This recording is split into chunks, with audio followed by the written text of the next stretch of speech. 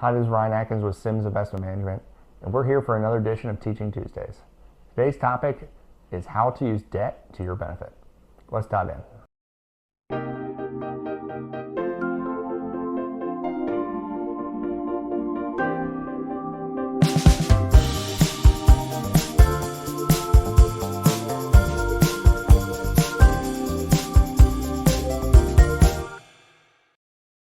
A friend recently said to me that he had a goal to get out of credit card debt.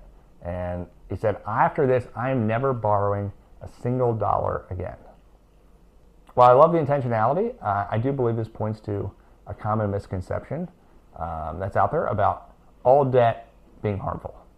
While I would certainly agree with my friend's decision to try to get out of credit card debt, and I'll cheer him on along that path, especially when interest rates are, for credit cards are often over 20%. There are, though, other forms of debt that actually can help build wealth. Here's a few examples. One would be mortgages.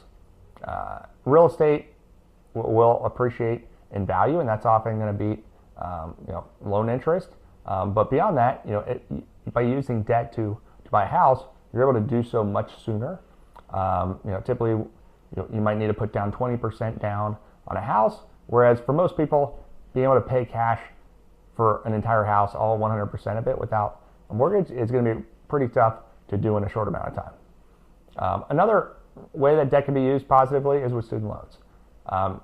As long as you're choosing a career path and a field of study at college that's going to give you a good return on your investment long term, that's going to be a good win to borrow if needed to be able to get your degree and end up in a higher paying field in the long run.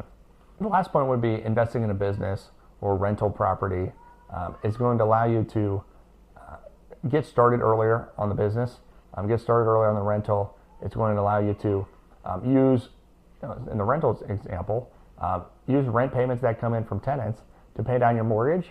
So you're building up equity in the property while also being able to invest much earlier than you would have if you had to pay cash for everything.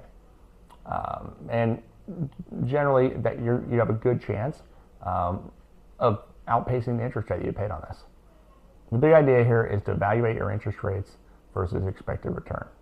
Now, obviously, if Visa and MasterCard are charging 25% on every purchase you make, investing at 8% elsewhere is not going to be a winning proposition for you. It's only going to set you back.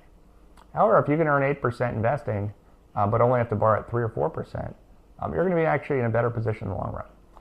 You'll be able to come out ahead, and debt will have been able to be used as a tool and not a crutch.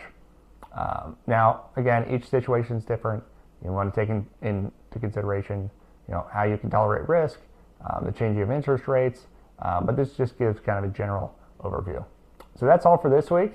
If you have any questions about how you can best use debt to your benefit, or any other questions revolving around your financial plan, please give us a call at Sims Investment Management. We would love to help. Until next time.